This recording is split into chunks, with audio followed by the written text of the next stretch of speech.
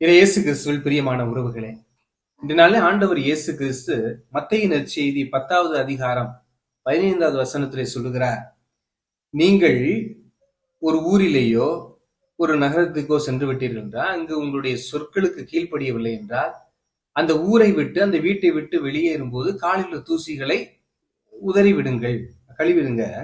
அப்பதான் தீர்ப்பு நாளில் சோதோம் கொமோரா பகுதிகளுக்கு கிடைக்கும் தண்டனை விட அந்நகர்களுக்கு கிடைக்கும் தண்டனை மிக கடினமாகவே இருக்கும் என நான் உங்களுக்கு சொல்றேன்னு சொல்றேன். இதை படித்தவுடன் ஒரு நெருடல் வர ஆரம்பிக்கிறது. என்னன்னா, இயேசு கிறிஸ்து மன்னியுங்கள் மன்னிப்பு பெறுவீர்கள்னு சொல்றாரு. வலக்கணத்தை அறைபவருக்கு இடக்கணத்தை காட்டுங்கள்னு சொல்றாரு. உங்களை துன்புறுத்துவோருக்காக ஜெபியுங்கள் சொல்றாரு. ஆனா இன்றைய நாளில் அவர்கள் கீழ்ப்படிய மறுத்தால் உங்களுடைய காலில் இருக்கக்கூடிய தூசியை உதறிட்டு வாங்க அப்படின்னு சொல்றாரு. இதை நாம் எப்படி புரிந்து கொள்வது என்பதையும் நாம் பார்க்க வேண்டும். பாவத்தில் 2 வகை உண்டு. ஒன்று தெரியாமல் அறியாமல் செய்யக்கூடிய பாவம். 2 தெரிந்து திட்டம் போட்டு செய்யக்கூடிய பாவம். அதனாலதான் அந்த கண்ணதாசனுடைய பாடல் வரிகள் மிகவும் அருமையாக இருக்கும். என்னவென்றால், நல்லவர்க்கெல்லாம் சாட்சிகள் 2, ஒன்று மனசாட்சி, ஒன்று தெய்வத்தின் சாட்சியமா அப்படின்னு சொல்லுவார். அப்ப இருந்த 2 சாட்சிகள் தான் நம்ம யார் என்று நமக்கே அடையாளம் காட்டுகிறது. ஒன்று இறைவனுடைய சாட்சி. இந்த தெரியாமல் செய்யக்கூடிய பாவத்திற்கு கடவுள் சொல்வார் பாருங்க, ஒவ்வொரு வேறையும் குணமாக்குறதுக்கு முன்னாடி ஒவ்வொரு நபர்களையும் அவர்கிட்ட சொல்வார் கடைசி ஒரு வார்த்தை, இனிமேல் பாவம் செய்யாதே அப்படின்னு சொல்லுவார். இறைவன் மன்னித்து விட்டார் என்பது அதனுடைய பொருள் படுகிறது. இப்ப திட்டம் போட்டு செய்யக்கூடிய பாவங்கள், பிறரை வேணுக்குனே அவங்களுடைய குடும்பத்தை ஏதாவது பண்ணணும், ஒருவருடைய நல்ல பெயரை கெடுக்கணும், இவன் வளர்ந்து வர்றான், இவன் வளரக்கூடாது, இவனை எப்படியாவது சாய்க்கணும், இவங்களுக்கு கிடைக்கக்கூடிய அந்த வாய்ப்புகளை எப்படியாவது பொய் சொல்லி திட்டம் போட்டு அதை சதி செய்யணும், இவனை தயாரிக்க விடாம பண்ணணும், இவனை படிக்க விடாம பண்ணணும், இந்த குடும்பத்தை முன்னேற விடாம பண்ணணும், இவர் செய்யற தொழில ஏதாவது குழப்பம் ஏற்படணும், குடும்பத்துல சமாதானம் இருக்கக்கூடாதுன்னு சொல்லி நம்ம திட்டம் போட்டு செய்யக்கூடிய பாவங்களுக்கு இறைவனிடமிருந்து மன்னிப்பு கிடைத்தாலும் நம் மனசாட்சியிடமிருந்து மன்னிப்பு கொடுக்க முடியாது. அதை நம்ம ரொம்ப ஆழமா சிந்திச்சு பார்க்கக்கூடிய தருணத்தில் இருக்கிறோம். அப்ப ஆண்டவர் இயேசு கிறிஸ்து என்ன சொல்ல வருகிறார் என்றால், உன்னால் மன்னிக்க முடிந்தவரை நீ மன்னித்து விடு, மன்னிக்க முடியாவிட்டால் என்னிடம் ஒப்படைத்து விடு, நான் பார்த்துக் கொள்கிறேன். தீர்ப்பு நாளில் அவர்களுக்கு கிடைக்கக்கூடிய தண்டனை மிகவும் கொடுமையாக இருக்கும்.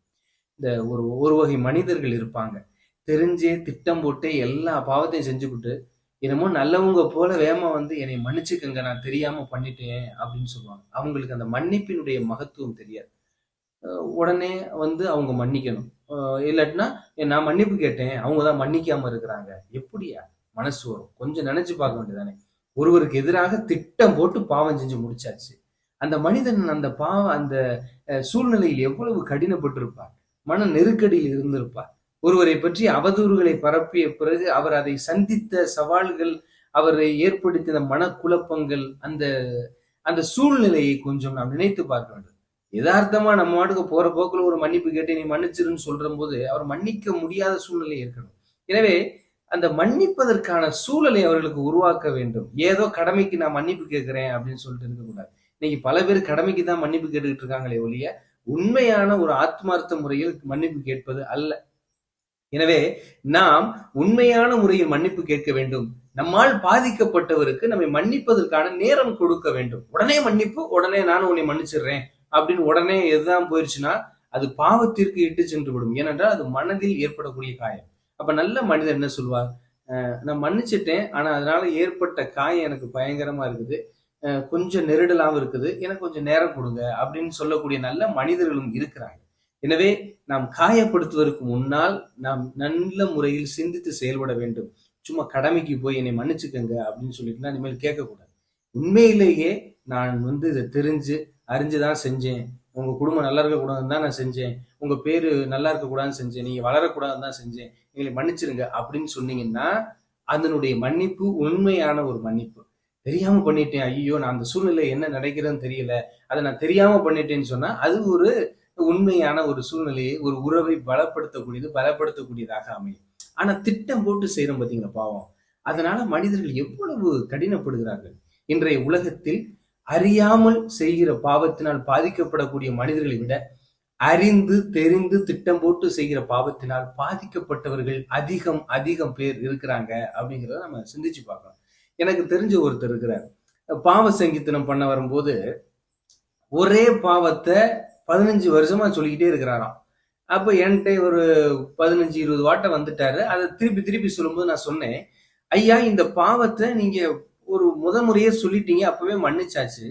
எதுக்கு அதை திருப்பி திருப்பி நீங்க எடுத்துட்டே வந்துகிட்டு இருக்கிறீங்க? ஒவ்வொரு முறையும் வரும்போது அந்த பழைய பாவத்தையே திருப்பி கொண்டுட்டு வரீங்களே, என்னையா அப்படின்னு கேட்கும்போது அவர் சொல்றாரு, ஃபாதர், கடவுள் என்னை மன்னிச்சிட்டாருன்னு எனக்கு தெரியும், ஆனா என்னால என்னை மன்னிக்க முடியல அப்படிங்கறதா அது உண்மையா இருக்கு. எனவே அன்பிற்கினி உறவுகளே, தெரியாமல் அறியாமல் செய்த பாவங்களை நாமும் நம்முடைய மனசாட்சியும் மன்னிச்சிரும், இறைவன் மன்னிச்சிருவார். ஆனா தெரிந்து திட்டம் போட்டு செய்யக்கூடிய பாவங்களை இறைவன் மன்னிப்பார், ஆனா நம்முடைய மனசாட்சி மன்னிக்காது. உதாரணம், யூதாஸ் இஸ்காரியோத்து. இறைவன் யூதாசை மன்னித்தார், மன்னித்து 3 ஆண்டுகள் உடன் வைத்திருந்தால், காட்டி கொடுக்க மட்டும் உடன் வைத்திருந்தார். ஆனால் யூதாசினுடைய மனசாட்சி அவரை மன்னிக்க மறுத்தது. எனவே நாம் எப்படிப்பட்ட நிலையில் இருக்கிறோம் என்பதை சிந்தித்து பார்க்க வேண்டும். ஒன்று, நாம் அறியாமல் செய்த பாவங்களுக்கு மன்னிப்பு கேட்டோம் என்றால் உறவு பலப்படும். நாம் அறிந்து தெரிந்து திட்டம் போட்டு செய்த பாவங்கள் சிறிது உறவுகள் பிளவுபட்டு போயிருக்கக்கூடிய சூழ்நிலை ஏற்படும். எனவே அன்பிற்கினிய உறவுகளே, நாம் இப்பொழுது எங்கு இருக்கிறோம்? நாம் இறைவனுக்கு அருகில் இருக்கிறோமா, இல்லை அழியக்கூடிய சோதோம் கொமரோ நரகத்திற்கு இருக்கிறோமா என்பதை சிந்தித்து பார்க்க வேண்டும். எனவே சோதோம் கொமரோ போன்ற அந்த பகுதிகளில் நாம் வாழாமல் இறைவன் விரும்பக்கூடிய இறை திட்டத்திற்கு, இறையாட்சி நெருங்கி வந்துவிட்டது, அந்த இறையாட்சி நாம் வரவேற்க தகுதியான இடத்தில் இருக்கிறோமா என்பதை சிந்தித்து பார்க்க வேண்டும். எனவே அன்பிற்கினிய உறவுகளே, நாம் அறியாமல் செய்த பாவங்களுக்கு இறைவனும் நம்முடைய மனசாட்சி மன்னிக்கிறது. நாம் அறிந்து தெரிந்து திட்டம் போட்டு செய்த பாவங்களுக்கு இறைவனிடம் மன்னிப்பு உண்டு, ஆனா நம் மனசாட்சியிடம் மன்னிப்பு இல்லை. எனவே நாம் அப்படிப்பட்ட ஒரு பாவத்தில் சிக்கி இருக்கிறோம் என்றால் நம்முடைய மனசாட்சி நம்மை மன்னிக்க வேண்டுமென ஒவ்வொரு நாளும் இறைவனிடம் உருக்கமாக ஜெபிப்போம். நம்முடைய மனசாட்சியும் இறைவனுடைய மனசாட்சியும் இரண்டும் இணைந்து நம்மை மன்னித்து நம்மை ஒரு நல்ல மனிதனாக மாற்ற வேண்டும் என்று ஜெபிப்போம். எவருடைய மனசாட்சி மன்னிக்க முன்வருகிறதோ அவர்கள் புனிதர்களாக மாறுகிறார்கள். எனவே அன்பிற்கினிய உறவுகளே, நாம் சோதோம் குமரா போன்ற அழியக்கூடிய இடங்களில் இல்லாமல் நிலைவாழ்வு கொடுக்கக்கூடிய இறைவனுடைய அருகில் இருக்க நாமும் முனைந்து ஜெபிப்போம். இறைவன் நம்மை ஆசீர்வதிப்பாராக. ஆமென்.